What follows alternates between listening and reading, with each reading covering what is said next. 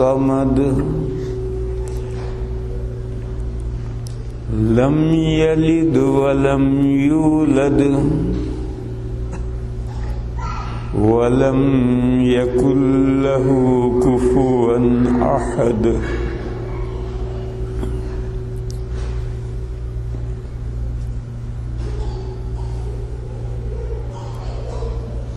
بزرگوں اور بھائیوں،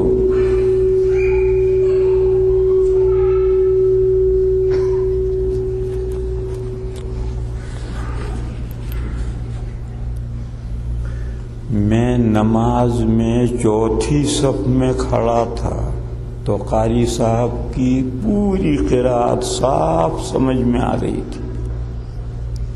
پھر پہلی صف میں آ گیا تو آدھی سمجھ میں آئی، آدھی سمجھ میں نہیں آئی. قاری صاحب کیا پڑھ رہے؟ چوتھی پانچویں صف میں کھڑا تھا تو ایک ایک لفظ واضح سمجھ میں آ رہا تھا. پہلی صف میں آ گیا، اب دیکھو آواز ٹکراتی ہے اوپر سے جا کر اور وہاں نہیں ٹکراتی، تو اس لیے پہلی صف میں آیا. آدھا قرآن میری سمجھ میں نہیں آیا قاری صاحب نے کیا پڑھا، اس لیے لاؤڈ اسپیکر کی سیٹنگ صحیح کرنی چاہیے. اگلی صفوں میں آواز ٹکراتی ہے تو کچھ تو امام صاحب کی اوریجنل آواز آ رہی ہے، کچھ ادھر سے آواز آ رہی ہے. بہرحال آدھی قرأت میری سمجھ میں نہیں آئی.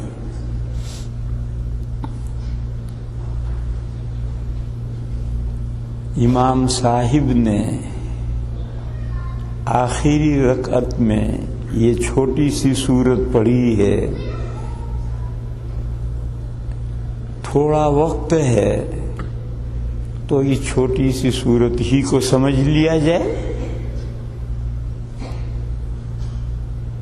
میرے بھائیوں، آپ جانتے ہیں کہ قرآن کریم میں 3 چھوٹی سورتیں ہیں.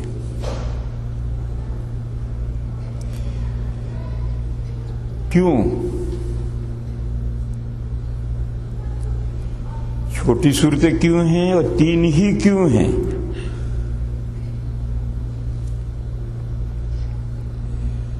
دیکھو، نماز میں قرآن کریم پڑھنا فرض ہے اور ہر انسان، ہر مومن قرآن یاد کر لے ضروری نہیں. بہت سے کمزور ذہن کے بھی ہوتے ہیں، بڑی عمر میں مسلمان ہوتے ہیں، تو اللہ نے ان کی رعایت فرمائی اور 3 چھوٹی چھوٹی صورتیں نازل فرما دی تاکہ ان چھوٹی چھوٹی 3 صورتوں کو یاد کر لو تو نماز کی ضرورت پوری ہو جائے. فرضوں میں 2 رکعتوں میں قرأت، پچھلی 2 تو خالی ہیں، اس میں تو الحمد شریف پڑھنا ہی ہے. الحمد شریف تو لابد منہا، اس کو تو یاد کرنا ہی ہے. پھر سورہ فاتحہ کے بعد فرضوں میں 2 ہی رکعتوں میں سورت ملائی جاتی ہے، 2 خالی ہیں.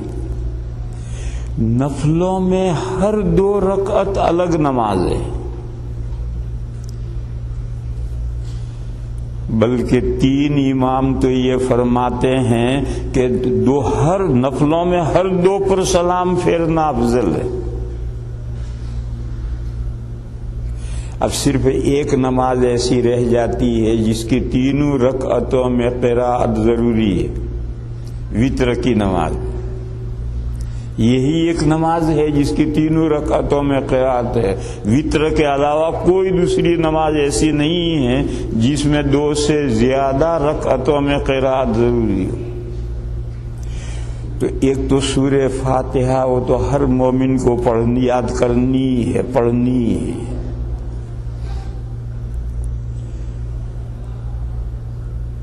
سورہ فاتحہ کے سلسلے میں 2 مسئلے اختلافی ہیں. ایک مسئلہ نہ جیسا اختلافی ہے اور ایک مسئلہ اہم ہے. نہ جیسا مسئلہ تو یہ ہے کہ ہم جو نماز میں ہر رکعت میں فاتحہ پڑھتے ہیں وہ فرض ہے یا واجب ہے؟ یہ نہ جیسا اختلاف ہے، پوری دنیا میں گھوم لو، کوئی مسلمان ایسا نہیں ہے جو ہر رکعت میں سورہ فاتحہ نہ پڑھتا۔ جو فرض کہتے ہیں وہ بھی پڑھتے ہیں، واجب کہتے ہیں وہ بھی پڑھتے ہیں۔ کوئی ایک مسلمان بھی دنیا میں ایسا نہیں ہے جو یہ کہے کہ فاتحہ نہیں ہے۔ فاتحہ تو ہر رکعت میں پڑھنی ہے۔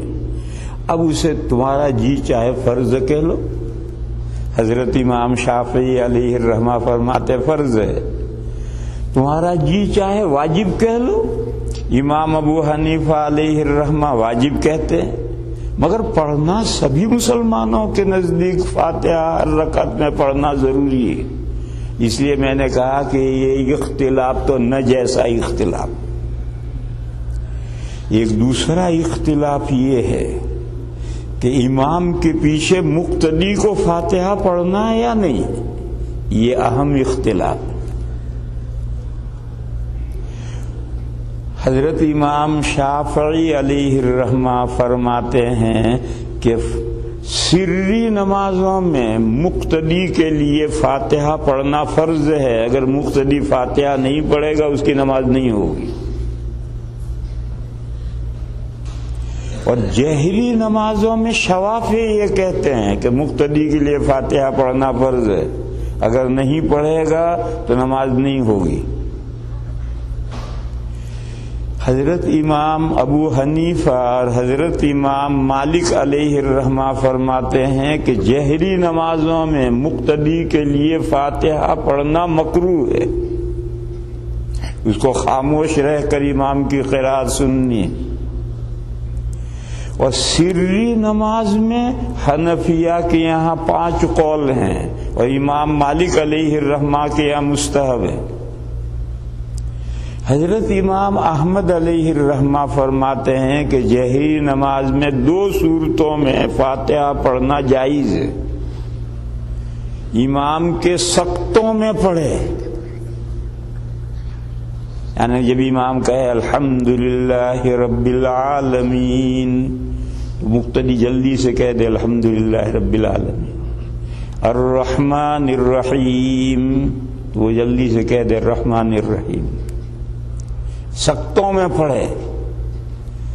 یا امام سے اتنا دور ہے کہ امام کے پڑھنے کی آواز پہنچ ہی نہیں رہی تو اس کے لیے فاتحہ پڑھنا جائز ہے جہری نماز میں۔ اور سری نماز میں امام احمد علیہ الرحمہ فرماتے ہیں کہ مقتدی کے لیے فاتحہ پڑھنا مستحب ہے، جیسا کہ امام مالک فرماتے ہیں۔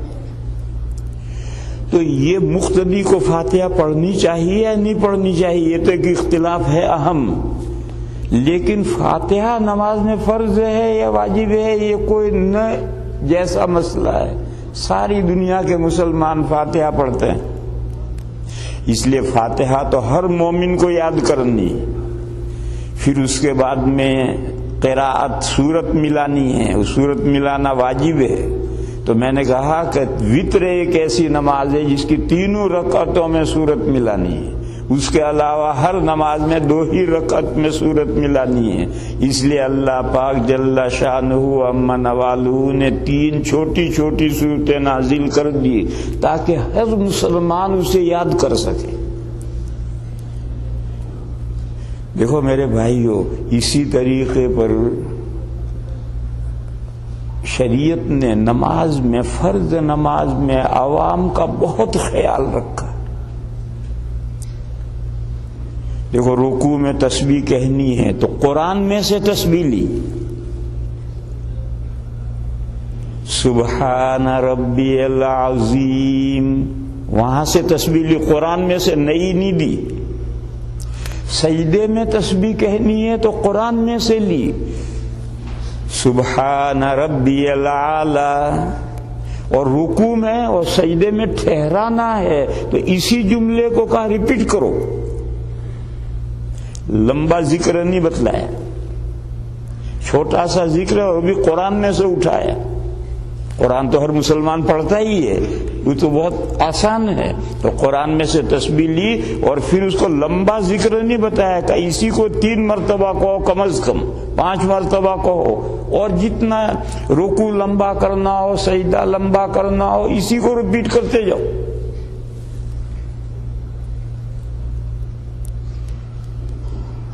تو جب عوام کی رعایت نماز کے سلسلے میں اللہ نے فرمائی تو صورتیں بھی چھوٹی چھوٹی 3 اتاری کہ ایک فاتحہ یاد کر لو، یہ 3 چھوٹی چھوٹی صورتیں یاد کر لو، تمہارا کام ہو جائے گا. اور میرے بھائیوں، ایک بات پر کبھی آپ حضرات نے غور نہیں کیا ہوگا، جماعت سے نماز اس لیے مشروع کی ہے کہ اگر مقتدی کچھ بھی نہ پڑھے، بس امام جو کرے وہ بھی کرے، نماز ہو جائے. بس صرف جب امام نے کہا اللہ اکبر تو مقتدی کو بھی کہنا اللہ اکبر. تکبیر تحریمہ فرض ہے نماز میں داخل ہونے کے لیے، مقتدی کو، سب مقتدیوں کو تکبیر تحریمہ کہنا ہے. پھر امام فاتحہ پڑھے گا، رکوع پڑھے گا، قرات کرے گا، مقتدی خاموش سنے گا. رکوع میں گیا اللہ اکبر، یہ سنت ہے، ضروری نہیں. رکوع میں تسبیح سبحان ربی العظیم سنت ہے، ضروری نہیں. رکوع سے اٹھتے سمع اللہ لمن حمدہ ربنا ولک الحمد سنت ہے، ضروری نہیں. پھر سجدے میں جاؤ اللہ اکبر کہہ کر سنت ہے، ضروری نہیں. سجدے کی تسبیح سبحان ربی الاعلی ضروری نہیں، سنت ہے. اور اب رہ جاتا ہے آخری قاعدے میں جا کر تشہد. تو تشہد میں فرض کیا ہے قاعدے کی مقدار بیٹھنا، اور تشہد پڑھنے کو فرض نہیں، واجب کر دیا. پھر جب امام کا السلام علیکم السلام علیکم، مقتدی نے سلام پھیر دیا، شروع سے آخر کچھ بھی نہیں پڑھا مگر امام کے ساتھ ساتھ رہا. وہ جب رکوع میں گیا تو بھی رکوع میں گیا، وہ کھڑا ہوا تو بھی کھڑا ہوا. پوری نماز کے افعال میں امام کا فالو کیا. اور تکبیر تحریمہ اور سلام کے علاوہ بیچ میں کچھ بھی نہیں پڑھا تو مقتدی کی نماز ہو گئی. کیوں؟ ایک آدمی ابھی اس نے شہادت لی، اب شہادت لیتے ہی ظہر کا وقت تو ہو چکا ہے، شہادت اس نے لی، ظہر پڑھنی. اس کو تو بیچارے کو کچھ بھی نہیں آتا، کیسے ظہر پڑھے گا؟ جماعت میں کھڑا ہو جا، جو امام کرے تو کر، نماز ہو گئی اس کی.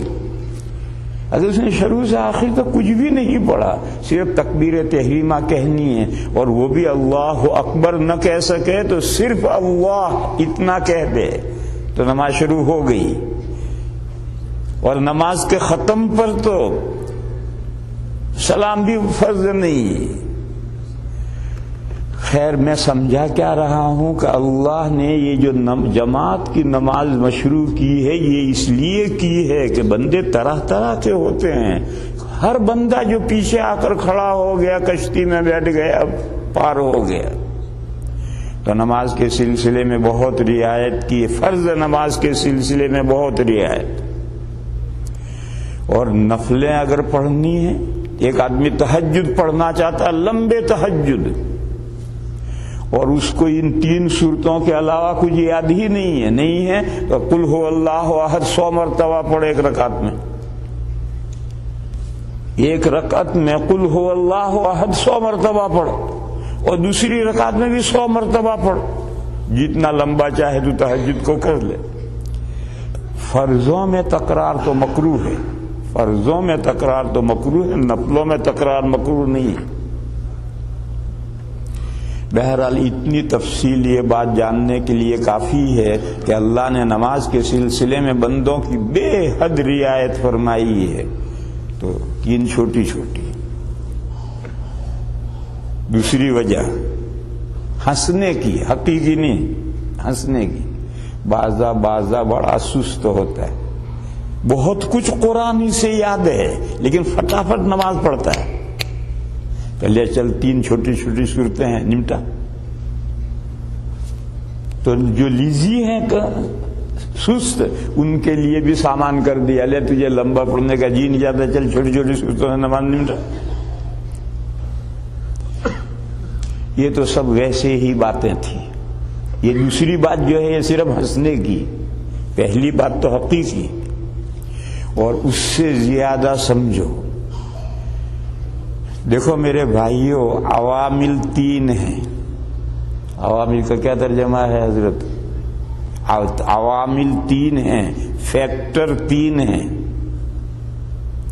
ایک اللہ جو ساری کائنات کے خالق و مالک ہیں، ایک بندے مخلوق، ان مخلوقات میں خاص طور پر انسان جنات جو مکلف مخلوق ہیں، اور یہ انسان اور جنات اللہ کی پسندیدہ، اللہ کی مرضی کے مطابق دنیا میں کیسے زندگی گزاریں گے، اللہ بتلائیں گے تب ہم سمجھیں گے کہ کیسے زندگی گزارنی ہے۔ ہم اپنی عقل سے چنا نہیں پھوڑ سکتے۔ دیکھو دنیا میں بے حساب عقل مند ہیں، مگر سب عقل مندوں میں، سب ریلیجن ماننے والوں میں اختلاف ہے اللہ کی بندگی کے سلسلے میں کہ کس طرح سے اللہ کی بندگی کرنی چاہیے۔ تو اللہ ہی بتائیں گے۔ اب اللہ ہر انسان سے رو در رو کلام نہیں کر سکتے۔ اللہ نے سسٹم اور نظام یہ بنایا ہے کہ پہلے انسان کو پہلا نبی بنایا ہے۔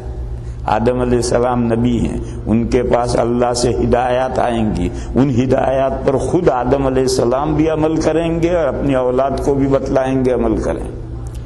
پھر یہ سلسلہ چلتا رہا اور آخری پیغمبر خاتم النبیین سید المرسلین نبی ہمارے آقا حضرت محمد مصطفیٰ صلی اللہ تعالی علیہ وسلم پر یہ سلسلہ پورا ہوا۔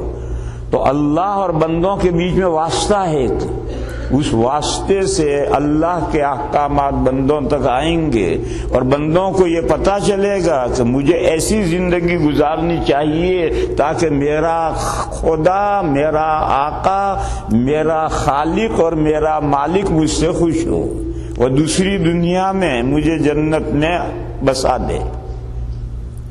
لہذا ایک صورت اللہ کے بارے میں چاہیے جس میں اللہ کا مکمل انٹروڈکشن ہو، ایک صورت انسانوں کے بارے میں چاہیے جس میں انسانوں کے لیے فلاح اور کامیابی کا مکمل فارمولہ ہو، اور ایک صورت چاہیے بیچ کا جو واسطہ ہے اس واسطے کے بارے میں۔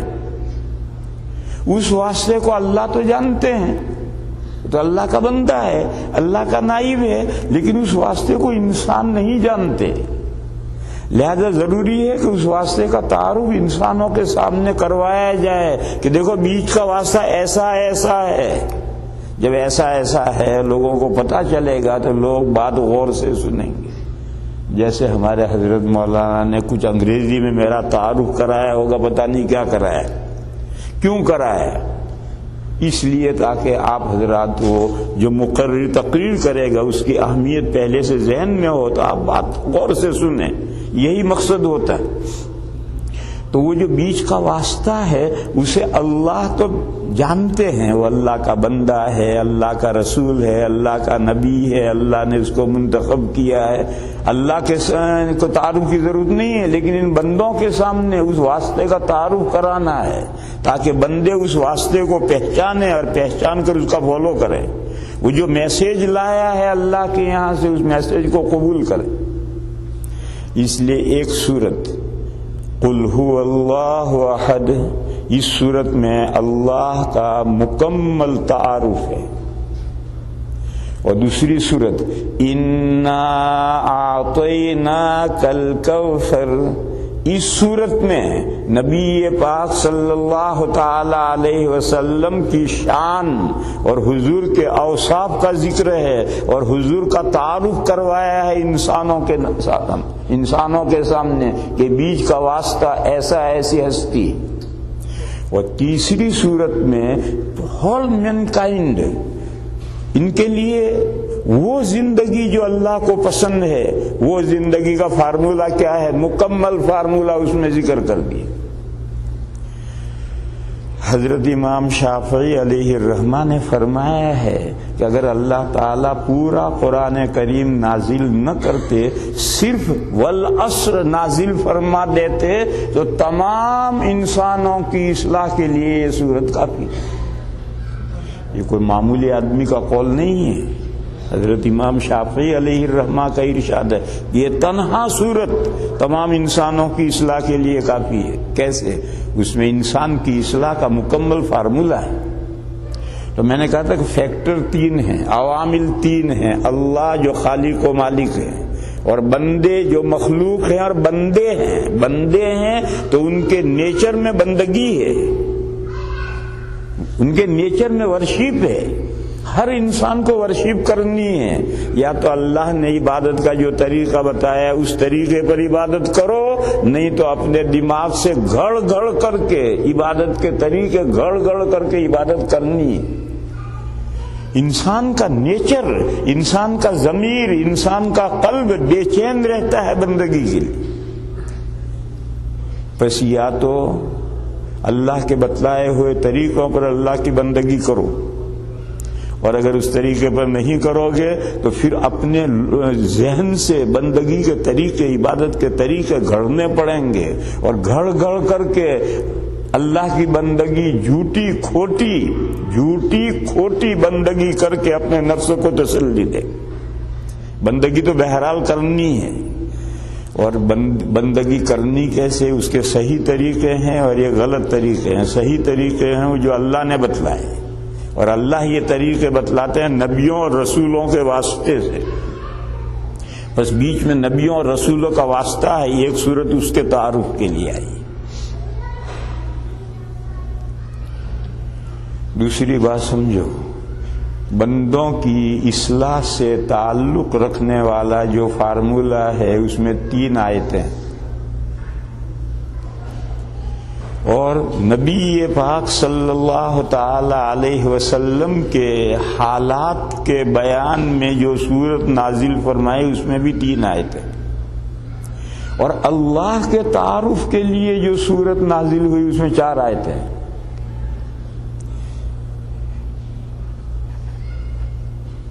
کیوں؟ موٹی سی بات ہے، اللہ کا مقام بلند ہے، لہذا ان کے تعارف کے لیے جو صورت آئی چھوٹی سے چھوٹی اس میں 4 آیتیں آئیں۔ اور حضور کا مقام و مرتبہ اللہ کے بعد ہے، اور انسانوں کا مقام و مرتبہ تو حضور کے بھی بعد ہے، اس لیے ان 2 صورتوں میں 3 آیتیں ہیں، اور جس صورت میں اللہ کا تعارف ہے اس میں 4 آیتیں۔ اس کے بعد میرے بھائیوں یہ سمجھو کہ قرآن کریم میں 2 صورتیں ہیں، ان 2 صورتوں کا نام ہے اخلاص کی 2 صورتیں، سورۃ الاخلاص۔ اخلاص عربی کا لفظ ہے، باب افعال کا مصدر ہے، خالص تو آپ سمجھتے ہیں، اس خالص سے اخلاص بنا ہے۔ آپ کی زبان میں ایک لفظ ہے پیور، اس پیور سے حاصل مصدر بناؤ پیورٹی، تو اخلاص کے معنی ہے پیورٹی۔ دوسری چیز کی قطعاً کوئی ملاوٹ نہ ہو۔ ہمارے پاس 2 چیزیں ہیں، ایک عقیدہ ہے، ایک عمل ہے، اور عمل عقیدے سے ناشی ہوتا ہے، پیدا ہوتا ہے۔ اچھا صحیح عقیدہ ہوگا تو صحیح عمل ہوگا، عقیدہ گڑبڑ تو عمل گڑبڑ۔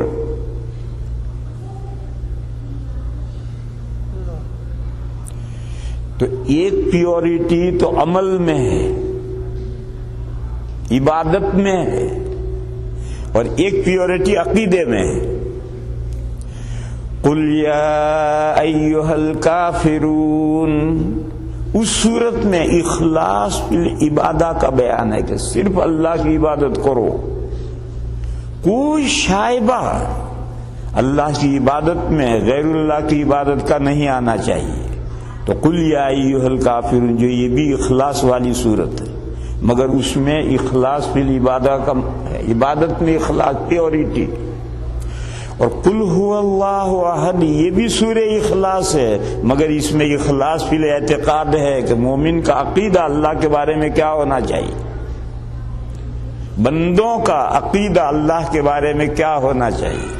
تو سورۃ الاخلاص قل هو اللہ احد میں اخلاص فی الاعتقاد ہے، بلیف، عقیدہ، عقیدے میں پیورٹی ہونی چاہیے. اور قل یا ایھا الکافرون میں اخلاص فی العبادہ ہے، ورشپ میں پیورٹی.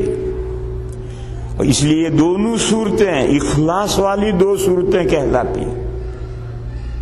چنانچہ فجر کی دو سنتوں میں نبی پاک صلی اللہ تعالی علیہ وسلم سب سے پہلے یہی دو صورتیں فجر کی سنتوں میں پڑھتے تھے. دیکھو حضور تو تہجد میں اٹھتے تھے، لیکن مومنین میں سے کئی فیصد ہیں جو تہجد میں اٹھتے ہیں؟ بہت کوئی اٹھتا ہے. میجورٹی امت کی فجر کے وقت اٹھتی، لہذا اٹھے، ضروریات سے فارغ ہوئے، وضو کی، مصلی بچھایا، اب اللہ اکبر، سب سے پہلی نماز میں اخلاص والی دو صورتیں پڑھو. حضور کا معمول تقریباً معمول تھا کہ فجر کی دو سنتوں میں یہ اخلاص والی دو صورتیں. صبح ہوتے ہی، آنکھ کھلتے ہی بندے کو اعتراف کرنا ہے کہ اے میرے مولا، میں نہ عبادت میں آپ کے ساتھ کسی کو شریک کروں گا اور نہ اعتقاد میں آپ کے ساتھ کسی کو شریک کروں گا.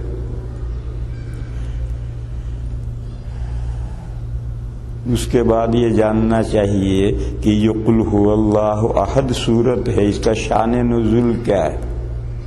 ترمذی میں روایت ہے، مشرکین مکہ نے نبی پاک صلی اللہ تعالی علیہ وسلم سے فرمایا، عرض کیا، سوال کیا، کوئسچن کیا، انسب لنا ربک، آپ ہمارے لیے اپنے رب کا نسب نامہ بیان کیجیے.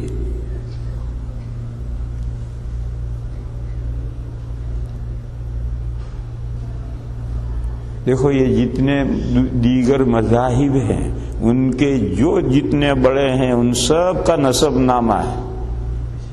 ہندوؤں کا خدا ہے رام، تو وہ راجا دشرتھ کا بیٹا تھا. راجا دشرتھ اس کا بیٹا تھا رام، اور رام کے دو لڑکے تھے، تو دو لڑکوں کا باپ تھا اور اپنے باپ کا بیٹا تھا. ہمارے کرسچن جی کہتے ہیں کہ عیسیٰ علیہ السلام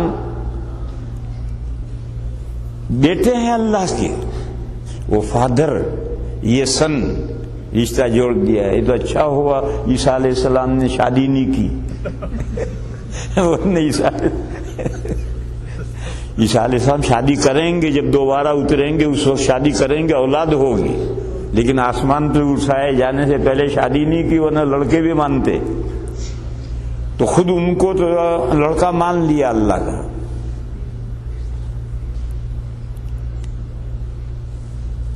ایک لطیفہ سناؤ، تم بہت سنجیدہ ہو گئے، ذہن کا بوجھ ہلکا کرو. جب ہندوستان پر انگریزوں نے قبضہ کیا تو پلان یہ بنایا تھا کہ پورے ملک کو عیسائی بنا لینا ہے. پورا ملک عیسائی بن جائے گا تو ہماری حکومت قیامت تک کے لیے پائیدار ہے، اور اگر یہاں عیسائی نہیں بنایا تو ہماری حکومت کسی بھی وقت اکھڑ سکتی. تو برٹش گورنمنٹ نے برطانیہ سے پوری مشینری لا کر کے ہندوستان کے اندر اتار دی اور سارے ہندوستان میں پھیلا دی. ان کا طریقہ کیا تھا؟ پادری پولیس کے ساتھ شہر کی سب سے اہم مسجد پر پہنچتا تھا. جامع مسجد اہم مسجد ہوتی تھی. جب لوگ نماز پڑھ کر کے نکلتے تھے تو پولیس والے دروازے پر سب نمازیوں کو بٹھاتے تھے، زبردستی بیٹھو، پادری صاحب کی بات سن کر جاؤ. پولیس کا حکم ہے، جک مار کے بیٹھنا پڑتا تھا. تو ایک جگہ پر ایسا ہی ہوا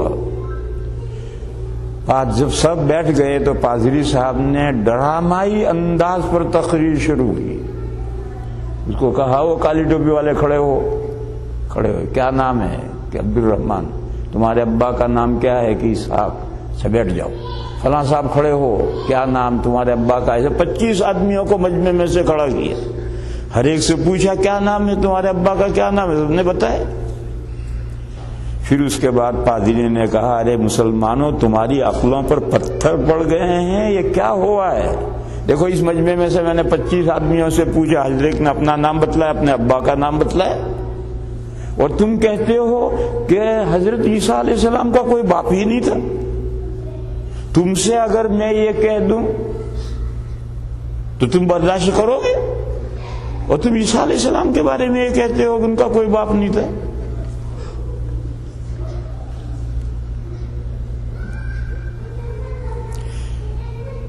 اب سب خاموش. انہوں نے کہا جاؤ اگلی نماز میں اپنے مولویوں سے پوچھ کر اس کا جواب لائیو. میں اگلی نماز میں یہاں آؤں گا، اپنے مولویوں سے پوچھ کر جواب لاؤ کہ جس چیز کو تم اپنے لیے توہین سمجھتے ہو، وہ تم عیسیٰ علیہ السلام، ایک طرف عیسیٰ علیہ السلام کو اللہ کا پیغمبر مانتے ہو، بہت بڑا نبی مانتے ہو، اور پھر کہتے ہو ان کا کوئی باپ نہیں تھا. یہ کیسی توہین کی بات کہتے ہو تم؟ جاؤ اگلی نماز میں اپنے مولویوں سے پوچھ کر جواب لائیو، میں آؤں گا یہاں. تو پیچھے سے ایک بڈھا بولا، کھڑا ہوا.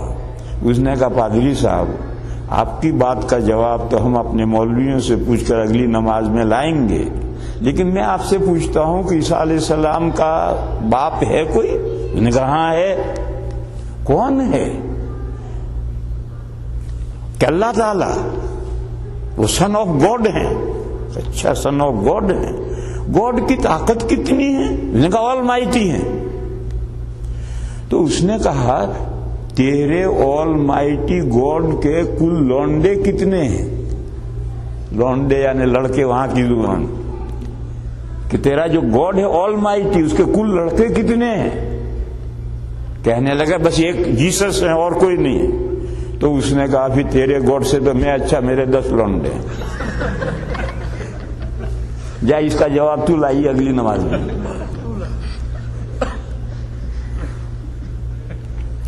کیونکہ اگر بیٹا ہونا کمال ہے تو آل مائٹی گاڈ کے تو بے حد و حساب بیٹے ہونے چاہیے، اور اگر بیٹا ہونا آل مائٹی گاڈ کے لیے عیب ہے تو ایک بیٹا ہونا بھی عیب ہے.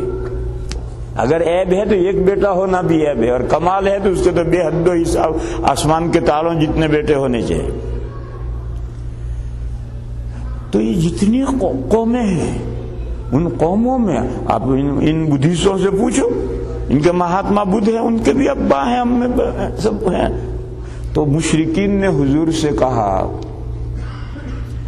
تم جس رب کا ذکر کرتے ہو، دیکھو قرآن کی پہلی آیت میں ہے الحمدللہ رب العالمین. تمام تعریفیں اس اللہ کے لیے ہیں جو سارے جہانوں کے رب ہیں، پالنہار ہیں. تو یہ رب تم، اور مشرکین بھی رب لفظ استعمال کرتے تھے اپنی مورتیوں کے لیے. وہ جن مورتیوں کو پوجتے تھے ان مورتیوں کے لیے رب لفظ استعمال کرتے تھے، اور قرآن کریم نے اللہ کے لیے لفظ رب استعمال کیا. تو انہوں نے پوچھا انسب لنا ربک، ہمارے لیے آپ اپنے رب کا نسب نامہ بیان کیجیے.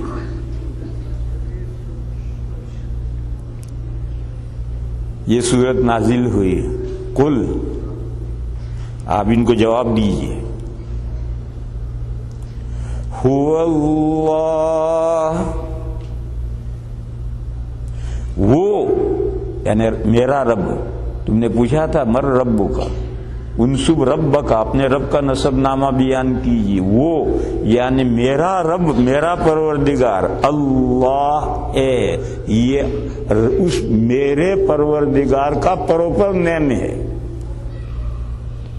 اور یہ پروپر نیم مشرکین جانتے تھے، اللہ لفظ استعمال کرتے تھے، اللہم بھی وہ استعمال کرتے تھے. تو کہا جس کو تم اللہ کہتے ہو اسی کو میں رب کہتا ہوں، وہی رب العالمین ہے۔ قل هو اللہ، کہیے وہ میرا پروردگار اللہ ہے۔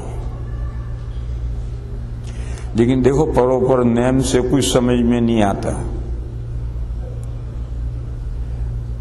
ہم جاتے ہیں، ایک آدمی مجھے السلام علیکم عبدالستار، وہ اپنا پراپر نیم بتاتا عبدالستار، میں اس سے کہتا ہوں بھائی عبدالستار سے میں کیا سمجھوں، ارے کچھ آگے کچھ اپنا بتا تو ہے کیا؟ تو صفات سے تعارف مکمل ہوتا ہے، پراپر نیم سے تعارف مکمل نہیں ہوتا۔ تو اللہ کی دو صفتیں ذکر کی، قل هو اللہ احد، کہیے میرا پروردگار اللہ ہے جو الون ہے، یگانہ ہے، اکیلا ہے، اس کے علاوہ کوئی اللہ نہیں ہے۔ اللہ وہی اکیلا ہے، اس کے علاوہ کوئی اللہ نہیں۔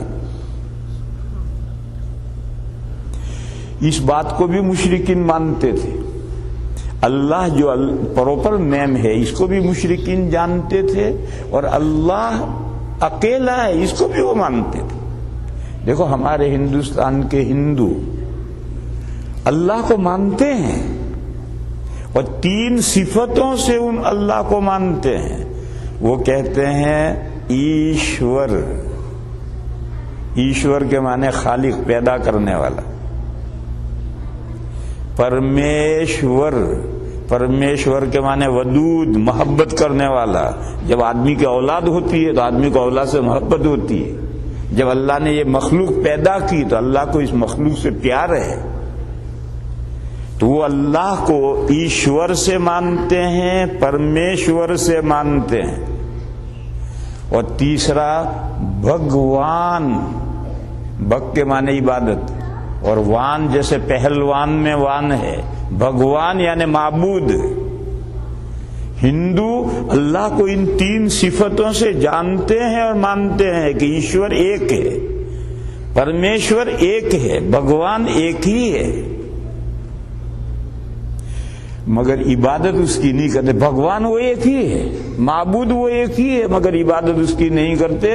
پوری دنیا میں گھوم لو، ہر مندر میں اللہ کی مخلوق کی مورتیاں رکھی ہیں اور ان کی عبادتیں ہو رہی ہیں۔ پوری دنیا میں ایک مندر بھی بھگوان کی بھکتی کے لیے نہیں۔ گمراہی یہ ہے، وہ بھگوان کو نہیں مانتے، نہیں مانتے ہیں، لیکن اس ماننے کا کیا حاصل ہے کہ بھگوان کو بھگوان مانا اور بھکتی اس کی کرتے نہیں۔ مشرکین جو تھے جزیرہ عرب کے، ان کی بھی یہی گمراہی تھی کہ وہ اللہ کا پراپر نیم اللہ جانتے تھے، مانتے تھے، اسے احد بھی مانتے تھے، مگر اس کے ساتھ پھر انہوں نے دوسرے شرکا بنا لیے، بھاگیدار، پارٹنرشپ کروا لی، اور دوسرے خدا ان کے ساتھ گڑھ لیے۔ تو ان کو بتلایا کہ وہ اللہ ہے، میرا پروردگار اللہ ہے، وہ اکیلا ہے۔ دوسری صفت اللہ الصمد، یہ علماء کے سمجھنے کی بات ہے۔ قرآن متعدد صفتیں ایک ساتھ نہیں لاتا، متعدد صفتیں ایک ساتھ لائی جائیں گی تو کلام کا حسن ختم ہو جاتا ہے۔ زید عاقل عالم فاضل، اس میں کوئی حسن نہیں۔ تو دوسری صفت لانے کے لیے موصوف کو پھر لوٹایا، اللہ الصمد۔ یہ دوسری صمد صفت لانی تھی تو احد کے ساتھ ملا کر نہیں لائے، موصوف کو پھر لوٹا کر کے پھر صفت لائی کہ وہ اللہ بے نیاز ہے، وہ اللہ باہما ہے، وہ اللہ ٹھوس ہے، وہ اللہ کسی کا محتاج نہیں۔ دیکھو شرک کی جڑ کاٹ دی۔ شرک کی جڑ کیا ہے؟ مشرکین یہ کہتے ہیں کہ ایک بڑا کارخانہ ہو تو ایک آدمی اکیلا نہیں چلا سکتا، اس کے حصے ڈپارٹمنٹ بنانے پڑتے ہیں، ہر ڈپارٹمنٹ کا بڑا مقرر کرنا ہوتا ہے، اور وہ بڑے سب اپنا اپنا ڈپارٹمنٹ چلاتے ہیں اور باس کو اطلاع دیتے ہیں۔ پر جب ہر ڈپارٹمنٹ کا ایک بڑا ہے تو اس ڈپارٹمنٹ میں جو کام کرنے والے ہیں ان کو اگر باس سے کوئی بات منوانی ہے تو اپنے ڈپارٹمنٹ کو پہلے راضی کرو، اور اس کو راضی کرو، اور پھر اس کے ذریعے سے تم اپنے باس سے کہو تمہارا کام بنے گا۔ یہ پوری فلسفی ہے شرک کی۔ وہی کہتے ہیں کہ اتنی بڑی کائنات اللہ کے لیے کیسے چلائیں گے؟ اللہ کے بھی ہیلپر ہیں، اللہ کے بھی ڈپارٹمنٹس بنائے ہیں کائنات کے۔ بارش کا خدا یہ ہے، ہیلتھ کا خدا یہ ہے، دولت کا خدا یہ ہے، حکومتیں چینج کرنے کا خدا یہ ہے۔ دنیا بھر کے انہوں نے ڈپارٹمنٹس بنا لیے، اور کہتے ہیں 20 کروڑ خدا ہندوؤں نے مان لیے، یعنی اللہ کی کائنات کے 20 کروڑ ڈپارٹمنٹ بنا دی، اور ہر ڈپارٹمنٹ کا ایک بڑا، اور ان کی پوجا کرو، ان کو راضی کرو، تو پھر وہ باس سے اللہ پاک سے تمہاری ضرورت پوری کروائیں گے۔ یہ شرک کی جو فلسفہ ہے اس کی جڑ یہ ہے، اس کی جڑ کاٹ دیا۔ اللہ الصمد، اللہ بے نیاز ہیں، اللہ باہما ہیں، اللہ میں احتیاج نام کو بھی نہیں۔ دیکھو اگر اس میں اللہ میں اگر اس میں دوئی کی بو بھی ہوتی تو دو خدا کیوں ہوتے؟ بے شمار خدا کیوں نہ ہوتے؟ دوئی خدا میں دو ہو سکتے ہیں، دوئی اگر اس میں دوئی کی بو بھی ہوتی تو پھر دو خدا کیوں ہوتے؟ بے شمار خدا کیوں نہ ہوتے؟ اس لیے فرمایا کہ اللہ صمد ہے، بے نیاز ہے۔ تم جو دنیا کے باس پر اور بادشاہوں پر اللہ کو قیاس کر رہے ہو، یہ تمہارا قیاس صحیح نہیں ہے۔ دیکھو عربی میں تعارف کرانے کا طریقہ یہ ہے کہ پراپر نیم بتاؤ، پراپر نیم بتانے کے بعد کنیت بتاؤ۔ کنیت عربی میں دو ہوتی ہیں، فلاں کا باپ اور فلاں کا بیٹا۔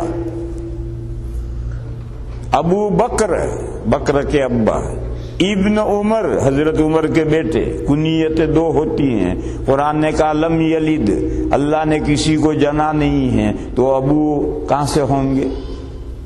اللہ نے جب کسی کو جنا نہیں ہے تو ابو فلان کے ذریعے سے اللہ کا تعارف نہیں ہو سکتا۔ ولم یولد، اور وہ جنے نہیں گئے، جب جنے نہیں گئے تو ابن فلان کے ذریعے سے کہاں سے تعارف ہوگا؟ ان کا صرف پراپر نیم ہے، اب ابن فلان وہ نہیں، ابو فلان بھی وہ نہیں۔ لم یلد ولم یولد، نہ انہوں نے کسی کو جنا ہے، نہ وہ کسی اور سے جنے گئے ہیں۔ دیکھو باپ، بیٹا اور بیٹا، ان میں آپس میں اشتراک ہوتا ہے عمل میں، تو جب اللہ کا کوئی نہ اوپر ہے نہ کوئی نیچے ہے تو صمد ہونا، بے نیاز ہونا، یہ سب جو جس کو ماں باپ نے جنا وہ ماں باپ کا محتاج ہے، جس کو ماں باپ نے جنا وہ ماں باپ کا محتاج ہے، اور جس کی اولاد ہو وہ اولاد کا محتاج ہے۔ لوگ اولاد کی خواہش اسی لیے کرتے ہیں کہ بڑھاپے میں سہارا ہو جائے کچھ، ورنہ اولڈ پیپل ہاؤس میں جانا پڑے گا۔ پھر ایک سوال یہ ہے کہ چلو وہ کسی کے بیٹے نہیں ہیں، کسی کے باپ نہیں ہیں، دوسرا ان کے ہم سر، دو آدمی کھڑے ہوں تو ان کے سر ایک دوسرے کے برابر، ہم سر برابر۔ فرمایا وَلَمْ يَكُنْ لَهُ كُفُوًا أَحَدٌ، اور اللہ کا ہم سر بھی کوئی نہیں۔ یہ دو مثبت عقیدے ہیں اور 3 منفی عقیدے ہیں، 5 عقیدے ہیں کل، زیادہ نہیں، بہت لمبی چوڑی بات نہیں ہے، صرف 5 عقیدے ہیں، اس کو سمجھ کر ہمیشہ دماغ میں رکھا جائے۔ ایک وہ احد ہیں، دوسرا وہ صمد ہے. یہ پازیٹو دو عقیدے ہیں کہ اللہ اکیلے ہیں، اس میں دوئی کی بو بھی نہیں ہے. جیسے یہ کہتے ہیں 3 in 1 1 in 3، یہ بو آ گئی. اللہ میں دوئی کی بو بھی نہیں ہے، اور وہ بے نیاز ہیں، پوری کائنات میں سے کسی کے محتاج نہیں ہیں. یہ دو تو مثبت عقیدے ذہن میں رکھنے ہیں. دوسرے 3 عقیدے منفی نیگیٹو، ان کی کوئی اولاد نہیں، ان کے ماں باپ نہیں، اور ان کے برابر کوئی نہیں ہے. یہ 3 منفی عقیدے ہیں. لم یلد، انہوں نے کسی کو جنا نہیں. ولم یولد، وہ کسی سے جنے نہیں گئے. ولم یکن لہ کفوا احد، اور ان کے برابر کا کوئی نہیں ہے. جب ان کے برابر کا ہی کوئی نہیں ہے تو پھر شرک کے لیے کہاں سے گنجائش پیدا ہوتی ہے؟